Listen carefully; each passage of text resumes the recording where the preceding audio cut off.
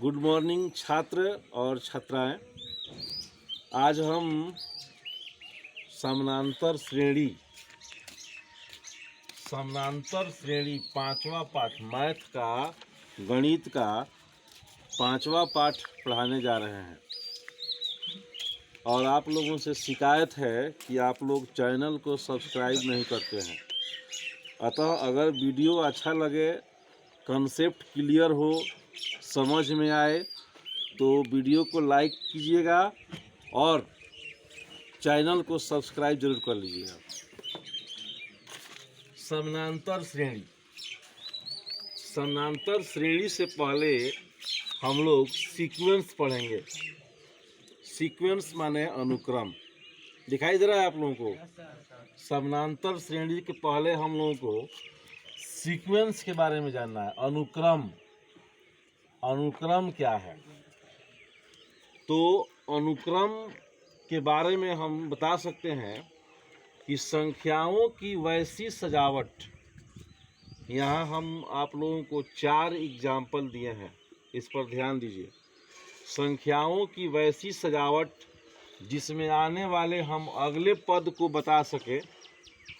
संख्याओं की वैसी सजावट जिसमें आने वाले हम अगले पद को बता सके उसे अनुक्रम कहते हैं। अनुक्रम जैसे 2, 4, 6, 8, 10, 12। तो 12 के बाद 14 हो सकता है, 14 के बाद 16 आ सकता है। यानी हम इसमें आने वाले अगले पद को स्वयं बता सकते हैं। जैसे नीचे दूसरा एग्जाम्पल 1, 3, 5, 7। तो 7 के बाद क्या आएगा? 9, 11, 13, 15 इत्यादि। यहाँ भी देखिए 1, 2, 2 का 2 गुना 4, 4 का 2 गुना 8, 8 का 2 गुना 16।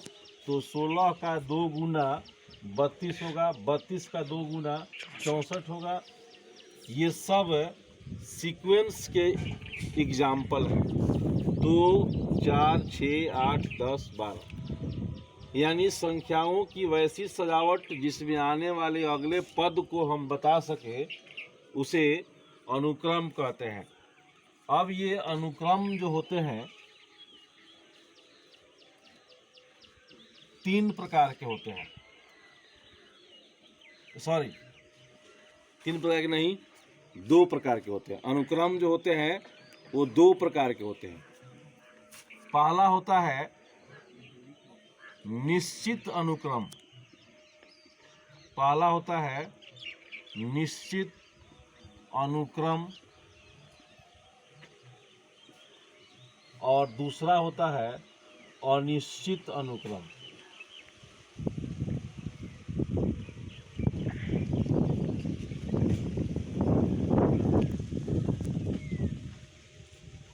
निश्चित अनुक्रम का एक और नाम है परिमित अनुक्रम। परिमित अनुक्रम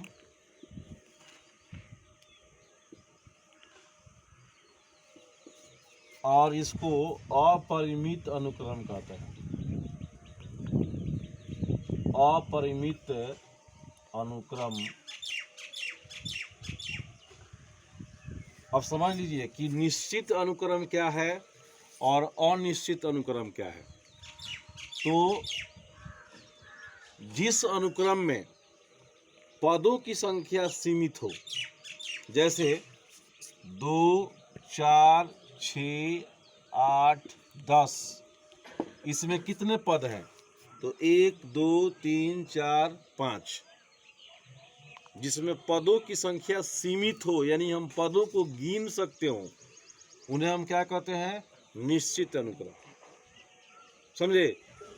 और जिसमें ऐसे डैश डैश कर दिया हो तो यहाँ हम नहीं गिन सकते हैं, तो यह क्या हो जाएगा? जैसे यहाँ पर 2, 1, 2, 3, 4, 5। तो इसके बाद कै गो है? ये यहाँ पर डैश डैश कर दिया है, यानी हम अनगिनत बढ़ा सकते हैं यहाँ पर। तो इसमें यह निश्चित नहीं है। तो अगर यहाँ डैश डैश कर देता है तो यह अनिश्चित अनुक्रम होगा। अगर सीमित कर दिया हो, डैश डैश नहीं किया हो, यहाँ स्टॉप कर दिया हो, फुल स्टॉप दे दिया हो, तो यह कौन अनुक्रम होगा? एक और बात, अगर 2 डैश दिया हो, 2 डैश, तब भी यह निश्चित में आएगा, क्योंकि 2 के बाद हम 10 के बाद 12 और 14 भर सकते हैं। लेकिन जहाँ 3 डैश दे दिया हो तो यह अनिश्चित में आ जाएगा। 3 डैश जहाँ यहाँ लास्ट में दिया हो, 2 डैश होगा तो अनिश्चित में आएगा। लेकिन 2 से जहाँ 1 बढ़ गया, 3 डैश हो गया, वो किस में आ जाएगा? अनिश्चित अनुक्रम में। Concept clear? यानी निश्चित अनुक्रम किसे कहते हैं, अनिश्चित किसे कहते हैं? एक बार सुन लीजिए। जिस अनुक्रम में पदों की संख्या निश्चित हो, सीमित हो, उसे क्या कहते हैं? निश्चित अनुक्रम। और जिस अनुक्रम में पदों की संख्या अनिश्चित हो, अनगिनत हो, उसे क्या कहते हैं? अब आइए श्रेणी। यहाँ लिखे हैं श्रेणी, जिसका अंग्रेजी होता है प्रोग्रेशन। श्रेणी या प्रोग्रेशन। अनुक्रम को ही श्रेणी, जो अनुक्रम लिखवाए हैं, अनुक्रम को ही क्या कहते हैं? श्रेणी कहते हैं। यानी उसको अनुक्रम कहिए या क्या कहिए? श्रेणी। अनुक्रम का ही दूसरा नाम क्या है? श्रेणी है। अब श्रेणी जो होता है मुख्य रूप से 3 प्रकार का होता है, जिसमें पहला श्रेणी का नाम है समानांतर श्रेणी।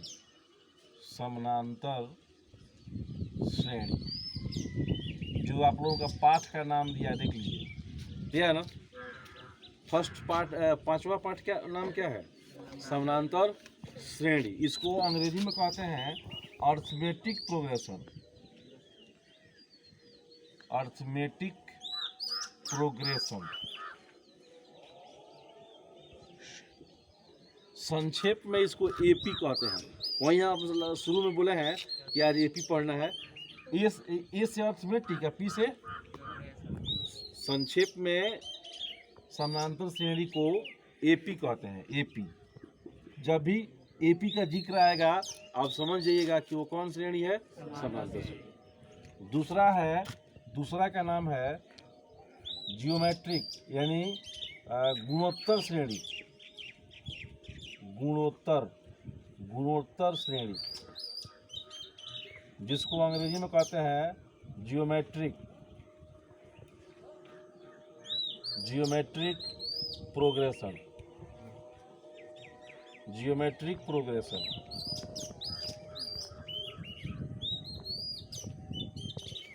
जिसको संक्षेप में जीपी कहते हैं।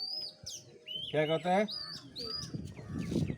पहला समानांतर श्रेणी, संक्षेप में एपी। दूसरा गुणोत्तर श्रेणी, संक्षेप में जीपी। और तीसरा का नाम है हरात्मक श्रेणी। हरात्मक श्रेणी, जिसको हम लोग हार्मोनिक प्रोग्रेशन कहते हैं। हार्मोनिक प्रोग्रेशन,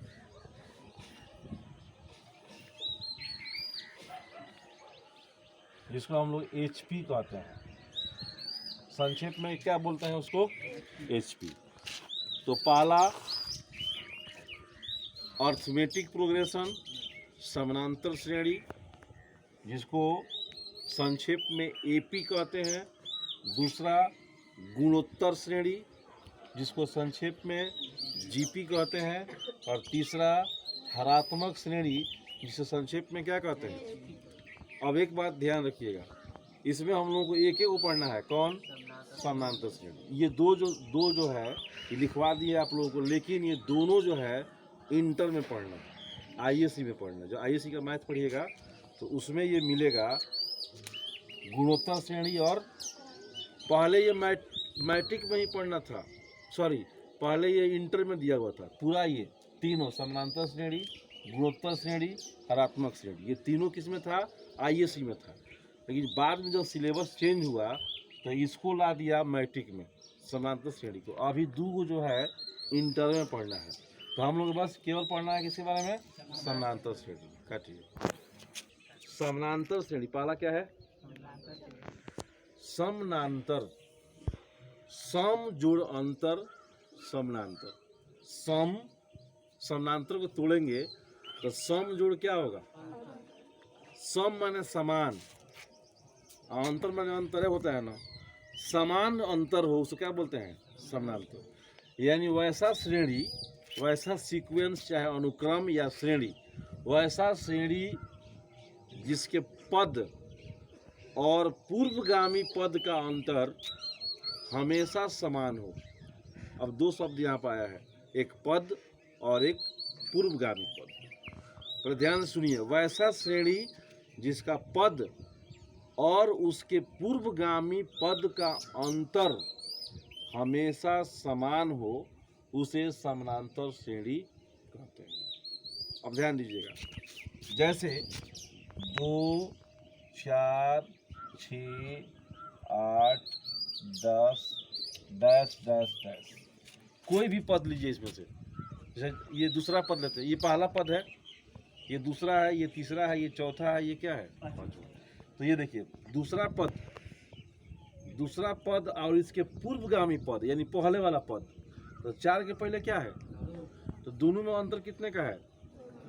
4 में से 2 घटाएंगे तो कितना आएगा? फिर यहाँ आइए, तीसरा लीजिए, इसके पहले वाला लीजिए, ठीक पहले वाला लीजिए, तो 6 में से घटाएंगे 4 तो कितना आएगा? देख लीजिए सब जगह अंतर समान आएगा। 10 में से घटाएंगे 8 तो कितना आएगा? 8 में से 6 घटाएंगे तो कितना आएगा? 6 में से 4 कितना आएगा? 4 में से 2 आएगा तो कितना आएगा? सब जगह अंतर 2 का है ना, इसलिए इसका नाम क्या पड़ा है? समानांतर। अंतर सब जगह क्या हो? समान हो। यानी वैसा श्रेणी जिसके पद और पूर्वगामी पद का अंतर क्या हो? समान हो, उसे कहते हैं समानांतर श्रेणी। जैसे मान लीजिए 1, 6, 10, 14, क्या ये समानांतर श्रेणी है कि नहीं है? क्या ये समानांतर श्रेणी है कि नहीं है? तो हम अंतर निकाल के चेक कर लेंगे। 6 में से 1 जाएगा कितना होगा? 5। 6 में से 10 में से 6 जाएगा कितना होगा? 4। तो यहाँ पर 5 अंतर है और यहाँ पर क्या है? तो क्या ये समानांतर श्रेणी है? नहीं है। सब जगह अंतर समान होना चाहिए। समझ गए? अच्छा, अब है गुणोत्तर श्रेणी। तो वैसा श्रेणी जिसके पद और पूर्वगामी पद का अनुपात समान है। यहाँ अंतर से मतलब नहीं है, अनुपात से मतलब है। वैसा श्रेणी जिसके पद और पूर्वगामी पद का अंतर क्या हो? समान हो, उसे गुणोत्तर श्रेणी कहते हैं। अंतर नहीं, अनुपात समान हो। जैसे यहाँ देखिए 6 में 4 में 2 से भाग देंगे तो कितना आएगा? 2 आएगा। और 6 में 4 से भाग देंगे तो कितना आएगा? 3/2 आ जाएगा। 8 में 6 से भाग देंगे तो कितना आएगा? कुछ अलग आ जाएगा, सब अलग अलग आएगा। तो ये गुणोत्तर श्रेणी नहीं है। हाँ, समानांतर श्रेणी ये है, लेकिन गुणोत्तर में कह रहा है कि पद और पूर्वगामी पद का अनुपात क्या हो?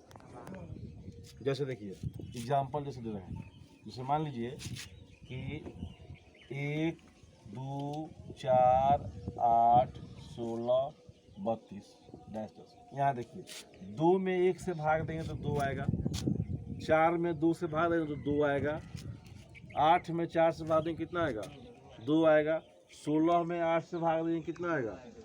32 में 16 से भाग देने पर कितना आएगा? है 2 आएगा। यानी कि ये कौन श्रेणी है? अनुपात बराबर है ना, तो यह गुणोत्तर श्रेणी है। अब रह गया हरात्मक श्रेणी। तो समानांतर श्रेणी के पदों को जब उलट देते हैं, उल्टा कर देते हैं, तब बन जाता है क्या? हरात्मक श्रेणी। समानांतर श्रेणी के पद को, जैसे कि 1, 3, 5, 7, 9, ये कौन श्रेणी है? देखो तो सब में 2-2 का अंतर है। 3 में से 1 घटाएंगे 2, 5 में से 3 घटाएंगे 2, 7 में से 5 घटाएंगे 2, 9 में से 7 घटाएंगे कितना आएगा? ये कौन श्रेणी है? समानांतर श्रेणी न है जी, ये पहला श्रेणी न है। और जब इसको उल्टा कर देंगे तब होगा ये हरात्मक श्रेणी। यहाँ नीचे क्या छिपा हुआ है? एक। यहाँ नीचे क्या है? एक। यहाँ भी नीचे क्या है? एक। यहाँ भी नीचे क्या है? एक। यहाँ भी नीचे क्या है? अब इसको पलट देते हैं। 1/1 एक ही होगा, लेकिन ये कितना हो जाएगा? 1/3, 1/5, 1/7, 1/9। अब ये हो गया हरात्मक श्रेणी। जब समानांतर श्रेणी के पदों को उल्टा करके लिख देते हैं तो बन जाता है हरात्मक श्रेणी।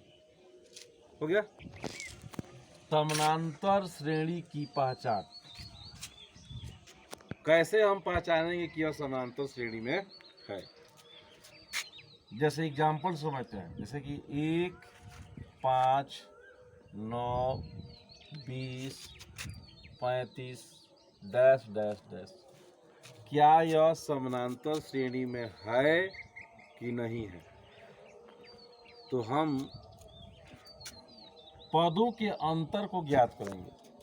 5 में से 1 घटाएंगे, कितना आएगा? 4। 9 में से 5 घटाएंगे, कितना आएगा? 4। 20 में से 9 घटाएंगे, कितना आएगा? 11 हो जाएगा। और 35 में से 20 घटाएंगे, कितना आ जाएगा? तो क्या सब जगह अंतर समान है? 35 में से घटाएंगे 20 तो 15 नहीं आएगा। तो क्या सभी जगह अंतर जो है वो समान है? तो यह समानांतर श्रेणी में। इसको सुनिए, ये जो फर्स्ट पद जो लिखे हैं, प्रथम पद को हम लोग ए से लिखते हैं। क्या लिखते हैं? ए लिखे हैं, या इसको हम कहते हैं A1। क्या कहते हैं? प्रथम पद को ए या A1। तो ए या A1 का मान कितना है? दूसरा पद यानी A2, नीचे ऐसे 2 दे देंगे। दूसरा पद कितना है? 5। A3 कितना है? 9। A4 कितना है? 20। A5 कितना है? 5। तो A2 में से A1 को घटाते हैं, यानी A2 माइनस A1 करते हैं, कितना आएगा? 5 माइनस 1 बराबर 4। अब हम A3 में से A2 करते हैं, A3 माइनस A2। तो A3 कितना है? 9 माइनस 5, कितना आएगा? 4। अब हम A4 में से क्या करते हैं? A3 करते हैं। तो A4 कितना है? 20 माइनस 9 बराबर कितना? 11। अब A5 में से A4 करते हैं, तो 35 माइनस 20 बराबर कितना? 15। तो हम पाते हैं क्या कि A2 माइनस A1 जितना है उतना A3 माइनस A2 तो है, ये दोनों बराबर तो है, लेकिन A4 माइनस A3 के बराबर नहीं है। तो यहाँ लिख देंगे कि चूंकि A2 माइनस A1 बराबर A3 माइनस A2 बराबर नहीं है, A4 माइनस A3 बराबर नहीं है A5 माइनस A4। दो तो ये प्रथम तो बराबर है, लेकिन बाकी क्या है? सब जगह बराबर होना चाहिए। अगर एको जगह गड़बड़ा गया तो यह AP, एक जगह भी अगर अंतर समान नहीं आता है तो वह AP में नहीं है। हम पहचान लेंगे आसानी से कि कौन AP है और कौन AP नहीं है। रुकिए, समानांतर श्रेणी का nवां पद याद करो। बहुत ही इम्पोर्टेंट चीज़ है ये। यहाँ पर हमको समानांतर श्रेणी का nवां पद याद करना है। जैसे एग्जाम्पल लिखिए, जैसे मान लीजिए 2, 4, 6, 8, 10 डैश डैश दिया है, तो कहेगा कि इसका 50वां पद ज्ञात कीजिए। 50वां, जैसे पहला पद कितना है? 2। दूसरा कितना है? तीसरा कितना है? चौथा कितना है? पहला 2, दूसरा 4, तीसरा 6, चौथा 8, पांचवा 10, छठा 12 होगा, सातवां 14 होगा। तो इस प्रकार पूछेगा कि 50वां पद या 120वां पद ज्ञात कीजिए, तो कैसे निकलेगा? तो ये देखिए, ये बताइए कि प्रथम पद ए का मान कितना है? 2 है ना। अच्छा, इनमें अंतर कितने का है? तो अंतर को हम लोग कहते हैं सार्व अंतर। क्या कहते हैं उसको? भाई ये क्या है, प्रथम पद है, और अंतर को कहते हैं सार्व अंतर, उसको संक्षेप में डी लिखते हैं। क्या लिखते हैं? तो सब में कितने का अंतर है? 2 का अंतर है, यानी अंतर हमारा कितना हो गया? 2। जितना सब में अंतर होगा वो क्या हो गया? सार्व अंतर उसको बोलते हैं, या पदांतर बोलते हैं। सार्व अंतर या पदांतर। तो कितने का अंतर है सब में? तो अब ध्यान दीजिए, अगर प्रथम पद में यानी फर्स्ट पद कितना है? 2 है, और 2 में लिया कि ये डी हम जोड़ देते हैं तो दूसरा पद निकल जाएगा। देखिए 2 कितना हो जाएगा? यानी प्रथम पद में जितना डी आया है, सार्व अंतर आया है, उसको ला के जोड़ देंगे तो दूसरा पद निकल जाएगा। फिर दूसरा पद में फिर ये डी ले जाकर जोड़ देंगे, यानी जितना अंतर है, 2 का अंतर है ना जी, तो 4 में ले जाकर 2 जोड़ेंगे तो कितना हो जाएगा? तीसरा निकल जाएगा। अगर तीसरा में हम फिर डी जोड़ते हैं तो चौथा निकल जाएगा। चौथा में हम फिर डी जोड़ते हैं तो हम क्या देखते हैं कि किसी भी कोई भी पद निकालना हो, उसके पहले वाले पद में ले जाकर डी को जोड़ देते हैं तो आगे वाला पद क्या होता है? निकल जाता है। तो एक काम कीजिए, हमको nवां पद ज्ञात करना है, तो मान लेते हैं, माना प्रथम पद कुछ मान लेते हैं, प्रथम पद बराबर हम ए मान लेते हैं। क्या मान लेते हैं? और सार्व अंतर जो है उसको क्या मान लेते हैं? सार्व अंतर को डी क्यों मानते हैं? क्योंकि सार्व अंतर का अंग्रेजी होता है कॉमन डिफरेंस। सार्व अंतर का अंग्रेजी होता है कॉमन डिफरेंस। डिफरेंस इसीलिए इसको डी मानते हैं। अब प्रथम पद को क्या मानते हैं? ए या A1 मानते हैं। याद रखिएगा, A1 या ए। तो प्रथम पद हम ए मान लिए, सार्व अंतर कितना मान लिए? तो अब बताइए, A1 माने प्रथम पद कितना है? ए है, ये ना माने है जी। अच्छा, A2 अगर निकालना होगा तो क्या करेंगे? प्रथम पद में ले जाकर डी को जोड़ देंगे, यानी A2 निकालना होगा तो ए में क्या करेंगे? डी जोड़ देंगे तो क्या हो जाएगा? ए प्लस, फिर ये दूसरा पद हो गया। अगर तीसरा पद निकालना होगा तो फिर दूसरा पद में फिर एगो डी जोड़ देंगे, यानी कितना हो जाएगा? ए प्लस डी प्लस फिर डी, तो कितना हो जाएगा? ये ए प्लस 2D हो जाएगा। सूत्र निकाल रहे हैं, कैसे सूत्र आता है। फिर अगर हमको चौथा पद निकालना होगा तो क्या होगा? ए, अब ये तीसरा पद में फिर वो ले डी जोड़ देंगे, तो ए प्लस 2D और प्लस कितना? डी, तो कितना हो जाएगा? ए प्लस 3D। अगर हमको पांचवा पद निकालना होगा तो फिर इस चौथे पद में क्या करेंगे? तो चौथा पद कितना आया है? तो ए प्लस 3D में फिर वो ले जाकर डी जोड़ देंगे तो कितना हो जाएगा? ए प्लस 4D। इस तरह कोई भी पद निकालना, देख लीजिए ध्यान से।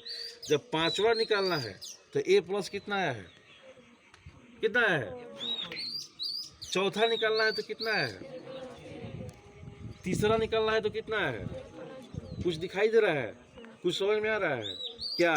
कि जब तीसरा निकाल रहे हैं तो ए प्लस 2D हुआ है, जहाँ 3 है वहाँ पर क्या हो गया? 2D। ये सब में है, ध्यान दीजिएगा। तीसरा निकालना है तो ए प्लस 2D, चौथा निकालना है तो ए प्लस क्या? ये तो सब में है। फर्क क्या हो रहा है कि अगर 4 है तो यहाँ पर 3 हो गया, अगर 5 है तो यहाँ पर क्या हो गया? इसी प्रकार अगर मान लीजिए, इसी प्रकार हमको अगर छठा निकालना होगा तो क्या होगा? ए प्लस क्या? 5D। अगर सातवां निकालना होगा तो क्या होगा? ए प्लस 6D। अगर हमको आठवां निकालना होगा तो क्या होगा? ए प्लस, हमको कोई भी पद निकालना हो, 50वां निकालना होगा तो क्या होगा? ए प्लस 20वां निकालना होगा तो क्या होगा? 30वां निकालना होगा तो क्या होगा? 19वां निकालना होगा तो क्या होगा? तो इसी प्रकार हमको अगर एनवां निकालना होगा तो क्या होगा?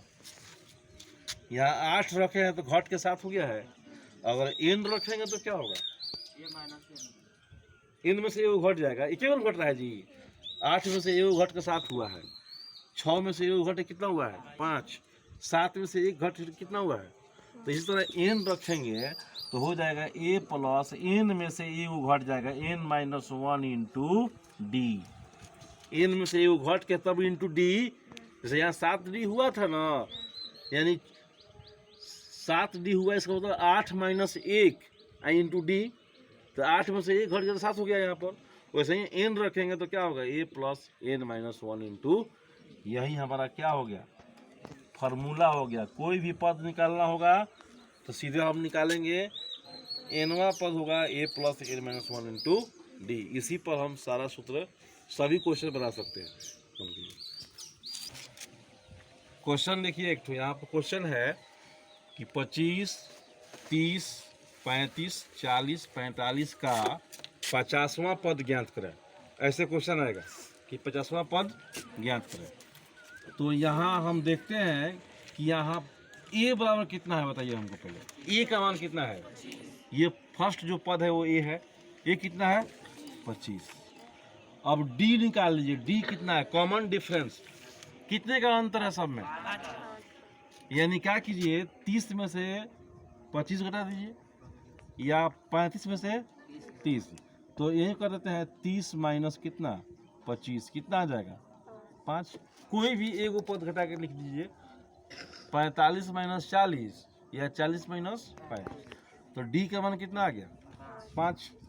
तो ए का मान 35, डी का मान 5, हमको निकालना क्या है, तो इसीलिए ए 50 यानी 50वां पद, ए 50 निकालना है तो ए 50 बराबर क्या होगा, ए को घटा के लिख देंगे, क्या होता है ए प्लस कितना होगा, ए प्लस 49 डी।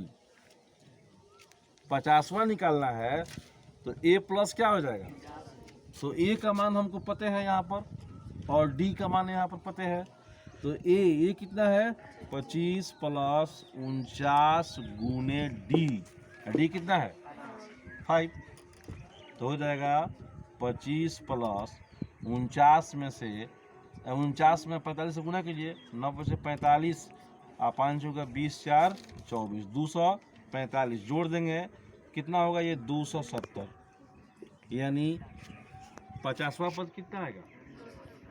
एक और एग्जांपल, जैसे 7, 11, 15, 19 डैश डैश का, देखिए हमें का 18वां पद क्या होगा, कौन पद, तो बताइए ए का मान कितना है यहाँ पर 7, डी निकालना होगा तो क्या करेंगे 11 माइनस 7 कितना आ जाएगा 4, हमको क्या निकालना है, तो ए कितना 18, तो क्या हो जाएगा ए प्लस कितना हो जाएगा 17 डी। तो ए का मान कितना 7 प्लस 17 गुने डी का मान 4, तो 7 प्लस 17 चौका 68 कितना हो जाएगा 75। आया समझ में बस।